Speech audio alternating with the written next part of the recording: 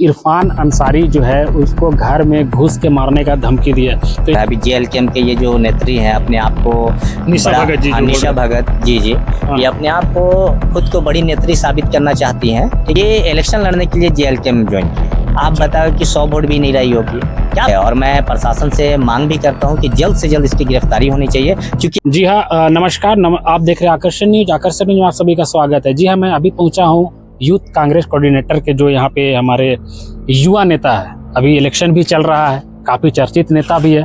थोड़ा सा जानने का प्रयास करते हैं। कल जो रिम्स 2 बन रहा था नगरी में, उसका लेके काफ़ी आदिवासी समाज के लोग विरोध किए और विरोध के साथ साथ इरफान अंसारी जो है उसको घर में घुस के मारने का धमकी दिया। तो यहाँ पे जो इरफान अंसारी है उसके यहाँ पर सहयोगी है आरिफ रजा। थोड़ा सा इनसे बात करते हैं। जिस तरह से आया है मामला सामने, जो निशा भगत जेएलके के प्रत्याशी है, उनका कहना है इरफान अंसारी को घर में घुस के मारेंगे। तो यहाँ पे जो हमारे साथ जुड़े हुए हैं आरिफ रजा जी, उनसे जानने का प्रयास करते हैं। सर, सबसे पहले तो हमारे चैनल में आपका स्वागत है। जिस तरह से कल निशा भगत बोली कि घर में घुस करके, जो स्वास्थ्य मंत्री हमारे झारखंड के स्वास्थ्य मंत्री है, कोई अगर इस तरह का वर्ड यूज करे, घर में घुस करके मारे, तो उस पर आप क्या विचार विमर्श करते हैं? क्योंकि ये बहुत अभद्र शब्द का प्रयोग है, इस पे क्या भी विचार विमर्श? देखिए, बिल्कुल ये बहुत ही निंदनीय है। ठीक है, इस तरह का भाषा का प्रयोग नहीं करना चाहिए उसे।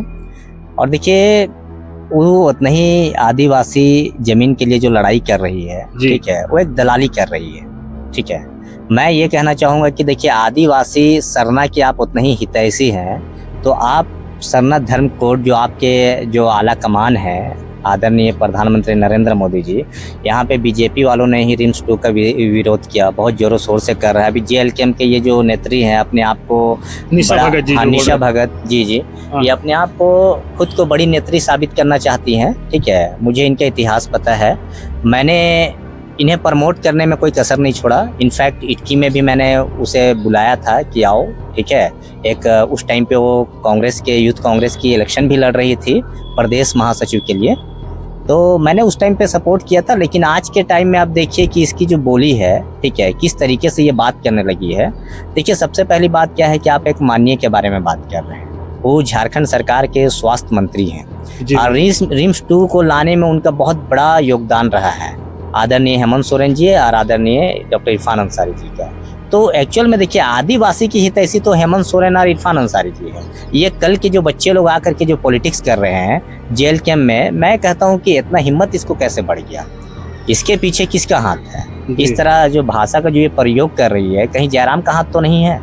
मैं समझता हूँ ये जो जेएलके में है, बीजेपी की बी टीम है, बीजेपी को सपोर्ट कर रही है। आप जयराम महतो को टारगेट कर रहे हैं क्या? वो उनके का हाथ है जाती है निशा भगत? नहीं, मैं टारगेट किसी को नहीं कर रहा हूँ जी, उसकी पार्टी की है। तो जयराम महतो की छवि भी इससे खराब हो सकती है कि उसकी नेत्री, उसकी पार्टी की नेत्री जो है इस तरह का अगर भाषा का प्रयोग करेगी तो उसका छवि खराब होगा, पार्टी का छवि खराब होगा।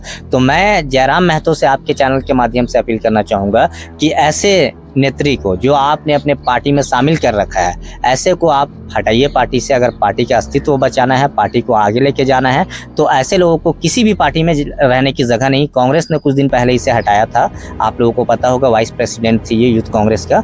ये इलेक्शन लड़ने के लिए जेएलके में ज्वाइन किए। आप बताओ कि 100 वोट भी नहीं रही होगी क्या? पहचान है इसके? ये अपने आप को बड़ी बड़ी बातें करती है, एक माननीय के बारे में इस तरह का भाषा का प्रयोग करती है।